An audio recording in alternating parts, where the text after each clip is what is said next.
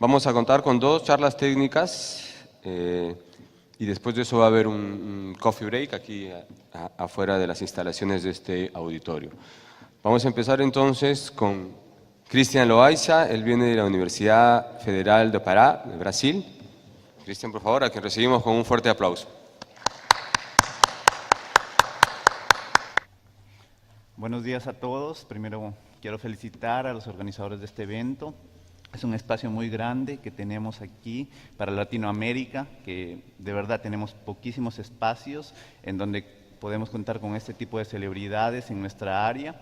Y también felicitar a los participantes, principalmente a los alumnos que se interesan por un área muy importante y que movimenta prácticamente toda lo que es la economía de nuestra región, Latinoamérica, que es la área de soldadura y unión de los materiales.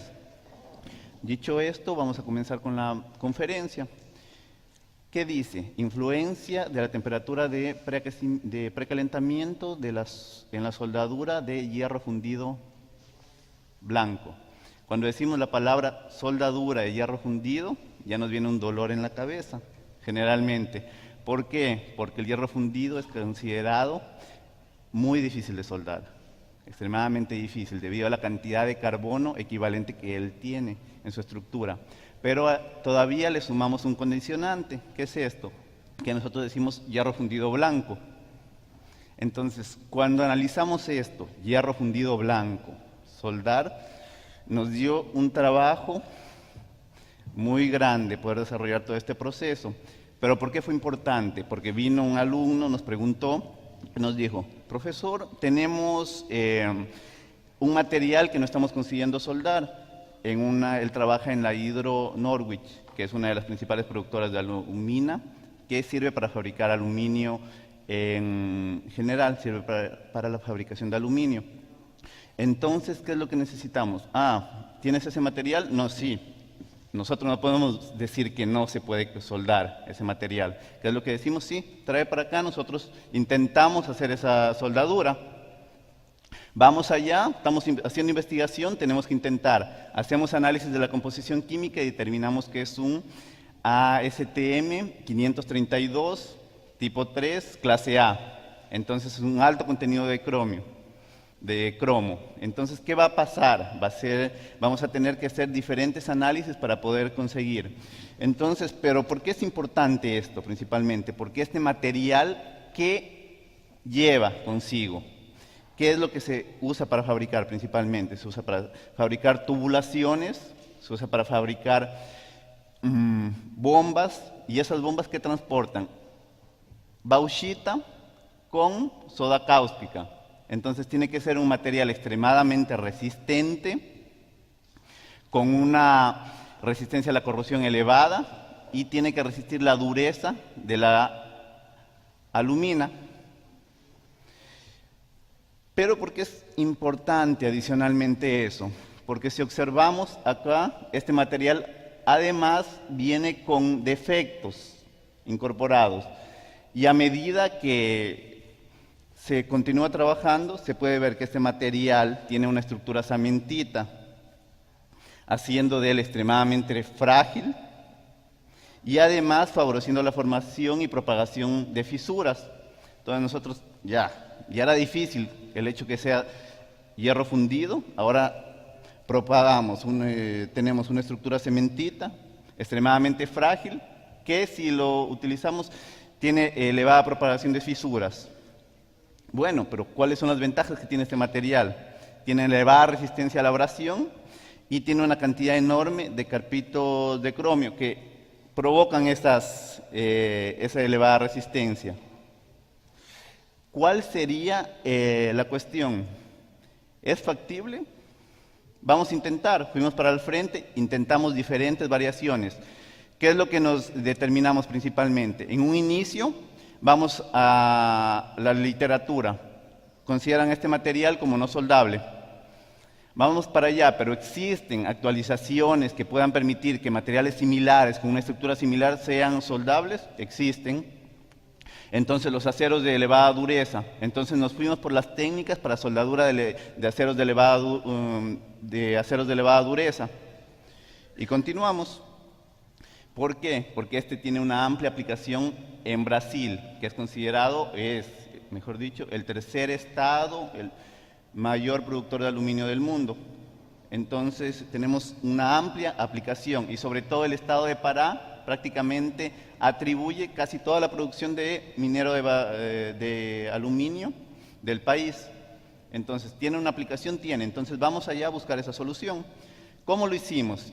Intentamos diferentes metodologías hasta llegar a este proceso. Entonces nos fuimos para la soldadura primero de los materiales de elevada dureza. Ya como los materiales de elevada dureza se consiguen soldar, ¿qué es lo que se utilizan? Utilizan electrodos con base austenítica, electrodos de acero inoxidable con base austenítica.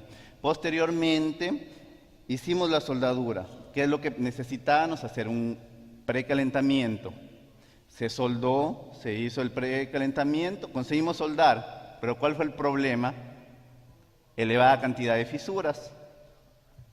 Entonces decimos, bueno, es factible soldar, pero tiene elevada cantidad de fisuras. ¿Cómo podemos quitar esas fisuras del medio? Vamos allá.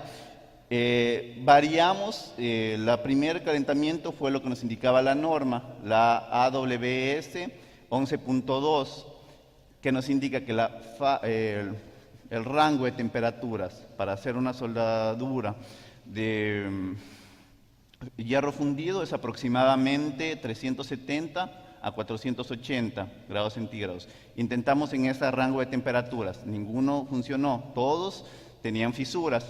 Aumentamos la temperatura, la forma, la morfología del cordón mejoró sustancialmente. ¿Por qué nos detenemos un poco en este slide? Porque aquí nos permite explicar cómo se llegó al proceso posterior.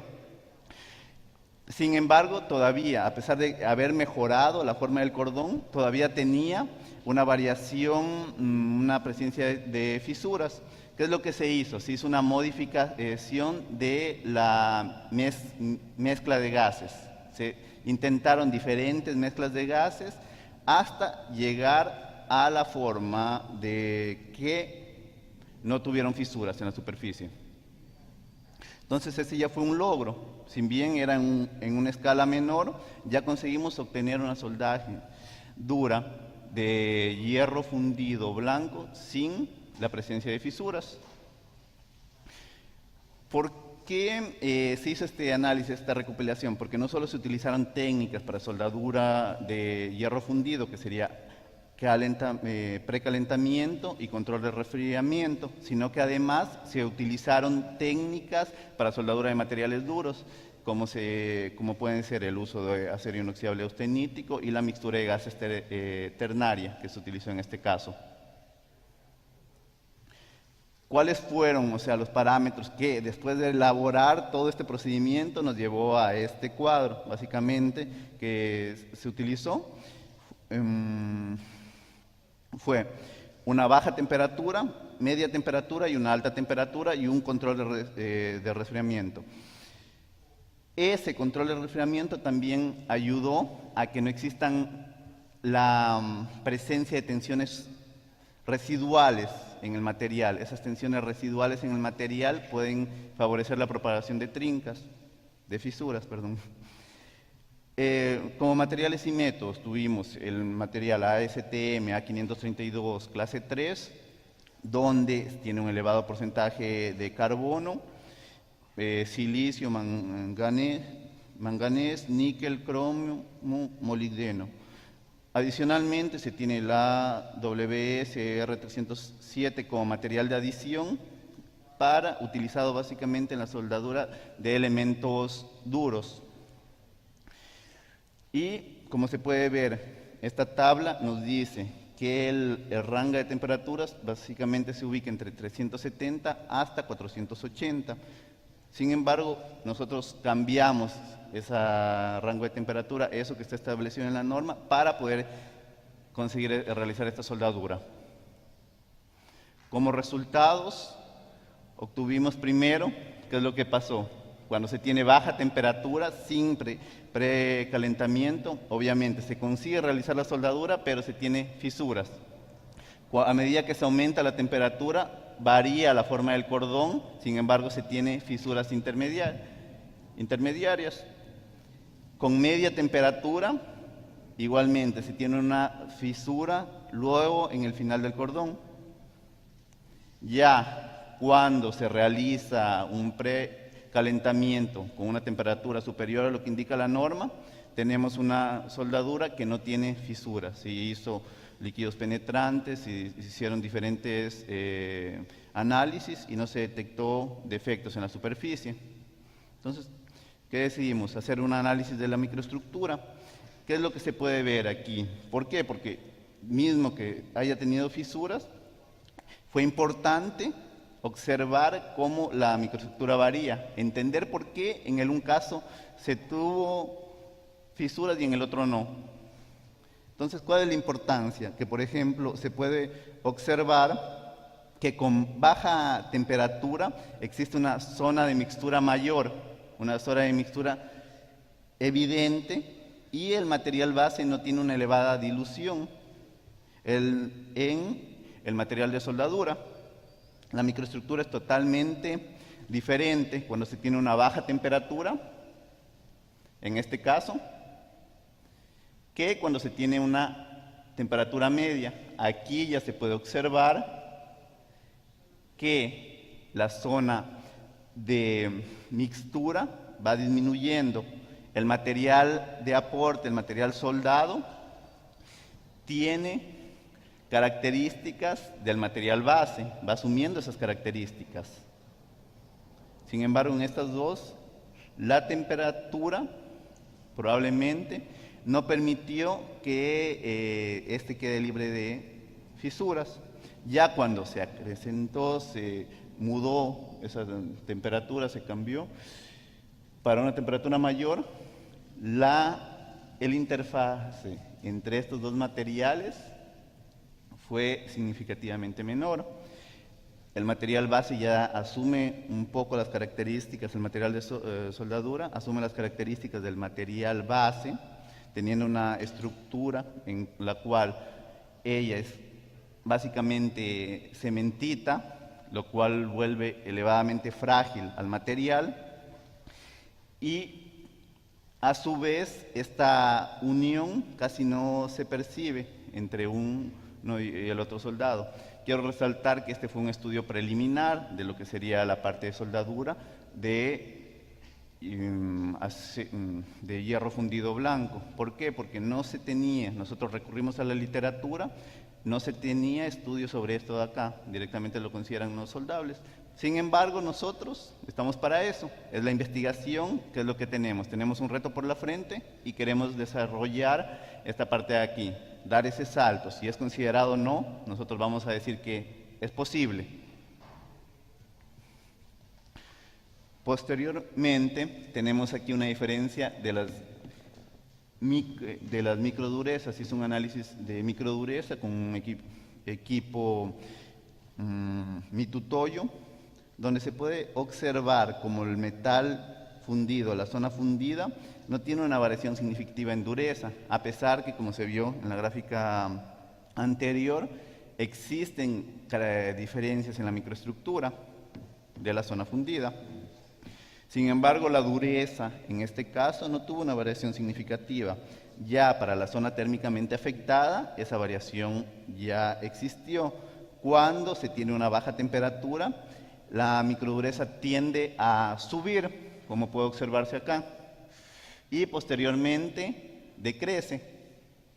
Este material aproximadamente tiene una dureza, el material base, tiene una dureza aproximada entre 600 y 700 Vickers. ¿Qué es lo que puede haber ocurrido aquí? Ocurrido con baja temperatura, una modificación de la microestructura del material base que llevó a perder las propiedades de dureza, que es lo que principalmente interesa en este caso. ¿Qué es lo que pasó cuando ya se tiene una temperatura un poco mayor? La dureza ya se equilibra, se mantiene esa temperatura, incluso se incrementa, lo cual es deseado.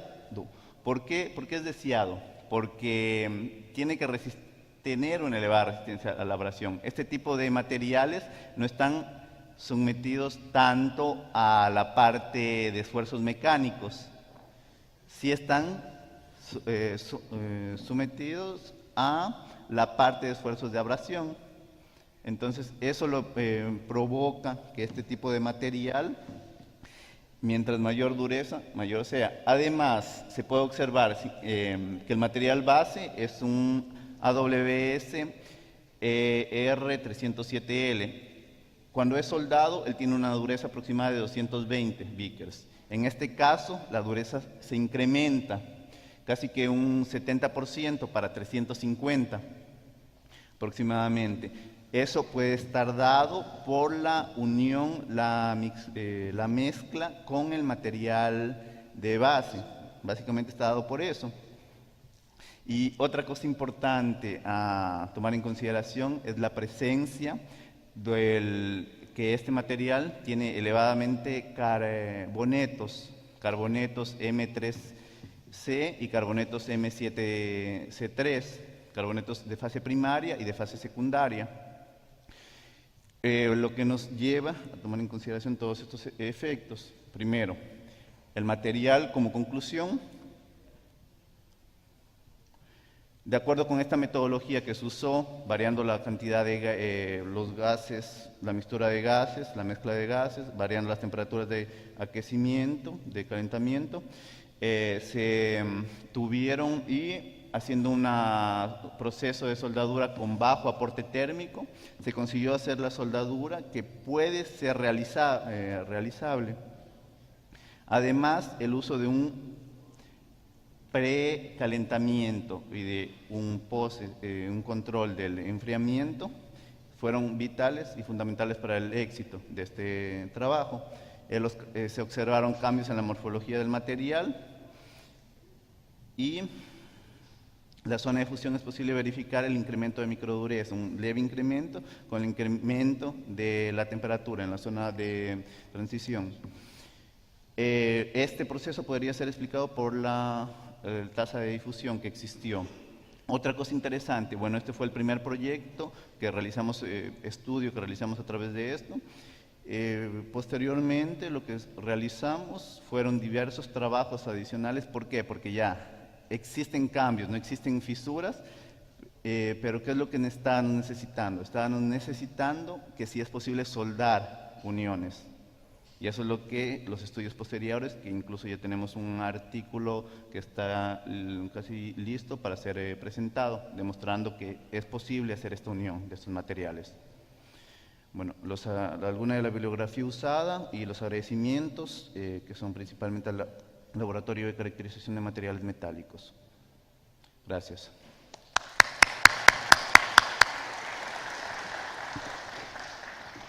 Gracias, Cristian. Tenemos tiempo para una pregunta, si es que alguien tuviera una pregunta. ¿Preguntas? Sí, allá al fondo. Ahí está el micrófono. Un momento, por favor, para que puedan escucharte todos. Primero tienes una. Buenos días. Tengo una pregunta con respecto al metallo di apporte che si utilizzò per realizzare la unione. Si utilizzò un 307L, sì, che un 18 cromo, 8 nickel, 6 manganeso. Però mi inquietud è esta, ¿por qué no se orientaron por la soldadura de unione de esta guisa blanca hacia metal de aporte del tipo níquel puro o níquel hierro, que fueron desarrollados particularmente por hacer la soldadura de hierro fundido? ¿Estuve un motivo especial por orientarse hacia un metal de aporte de tipo inoxidable? No, en este caso lo que se seleccionó este tipo de material, ¿por qué? Porque se utilizó una mezcla. Primero nos fuimos por como digo, esta parte ya fue una parte final del trabajo. Anteriormente intentamos varias técnicas utilizadas solo para hierro fundido.